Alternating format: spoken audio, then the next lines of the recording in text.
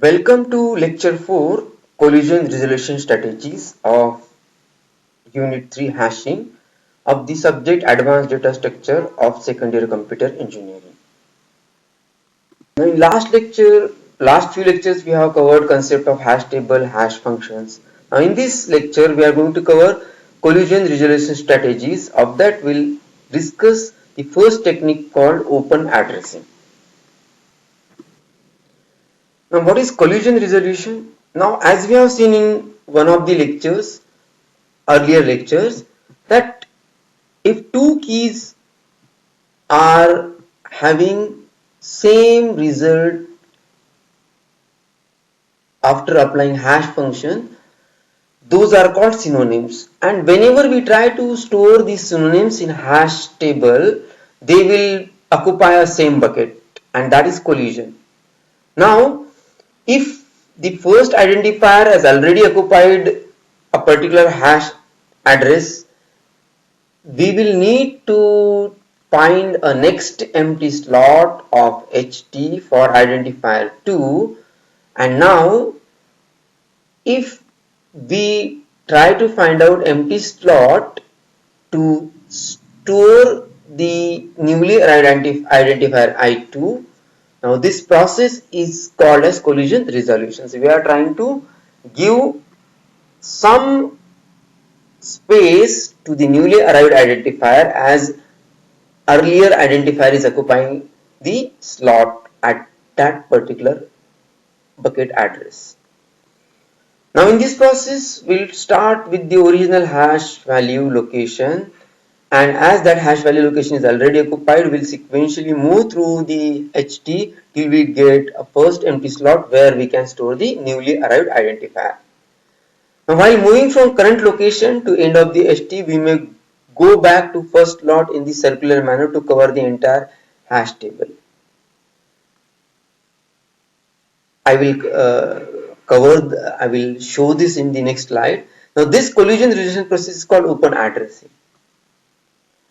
Now this process of sequentially accessing the slot of HT using open addressing is called a technique of linear probing.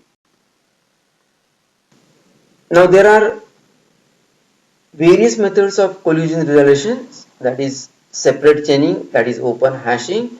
In open addressing we have open addressing is nothing but close hashing, under which we have three methods: linear probing, quadratic probing and double hashing. Now let us start with open addressing and first technique called linear probing technique. Now let us try to insert key 50, 700, 76, 85, 92, 73 and 101 using a simple hash function h of key, which is key mod b, where b is bucket size. Now as I told you, we need a method called counter method, which will help us to move back in the table to cover the entire table for finding the empty slot. Assume that we have filled this index value added this index value 50, then some other values we keep storing here. Now if some identifier comes and if we use linear method, then for sure 6 plus 1 will be 7, and as there is no 7 location available, we won't be able to store that newly arrived identifier if all these locations are filled. So we should have some mechanism which will come back to the beginning of the hash table, and we can then store value over here as hash table is not yet empty. So to make that happen, we have this hash key address plus 1 mod b as the increment for searching the next slot in the hash table. So assume we want to insert first key 50. So we'll calculate the hash address, that is 50 mod 7, which comes out to be 1. Now initially hash table is empty, so 50 will go to hash address 1.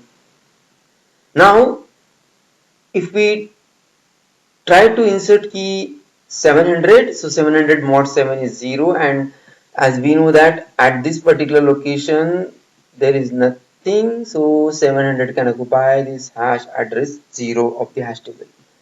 Now if we try to insert key 76, so it will be again done as we have seen in case of 50 and 700. So 76 modulus 7, so that comes out to be remainder 6, and then we will store that 76 at address hash address 6. Why?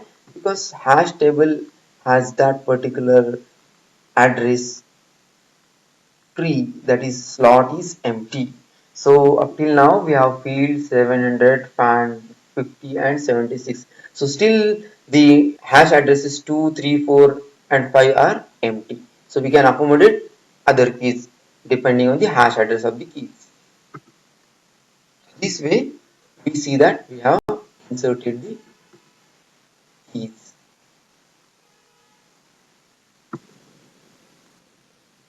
Now here try to insert 85. So we are getting 85 mod 7 as one result, and if we see now here in the table, 85 should get a slot 50, that is the slot 1 where 50 is stored, but as this slot is already occupied, we'll accommodate 85 in the next empty slot, which is at index 2 of the hash table.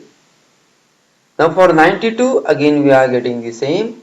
So as this hash index 1 is already occupied by 50, then next we search for the hash address 2.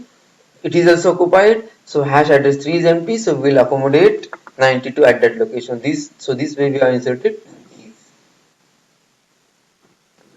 Now here we will try to now insert 76, 73 and 101 in similar manner. 73 mod 7 is 3, so add hash address 3, 92 is already stored, so we will search a next empty slot, and that next empty slot is available at hash address 4, so 73 will be stored here. Similarly for 101, add as reminder is 3, so hash address 3 is already occupied with 92. Next we try to search next free slot, no, it is not available. 101 will go at hash address 5 as that slot is empty. So this way we have inserted two values. Now let us see the algorithm and its C++ implementation.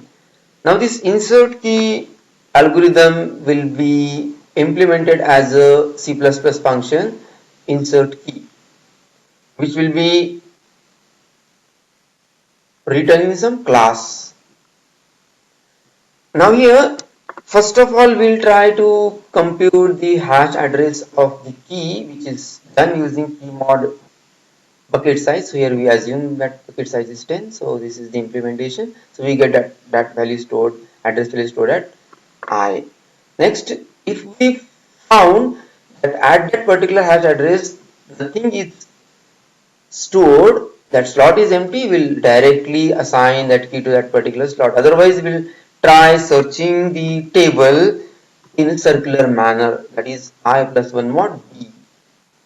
Now till I come back to the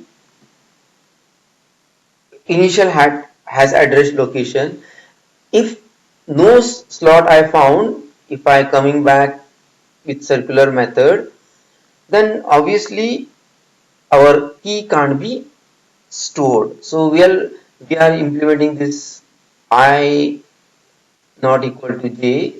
So first of all we'll see at that particular hash address which we have calculated as a new address, if nothing is stored, we'll store the identifier and will come out of that loop, else we'll go for incrementing the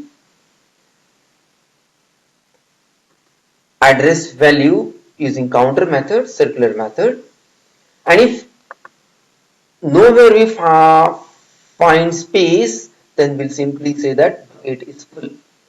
So this way we have implemented the function. It's very straight, no complex issues in implementation of this. The only thing is we don't have to pass hash table and b as a parameter to this function, because this insert key function will be part of some class, and that class holds ht and this bucket size b as a part of data members of the class.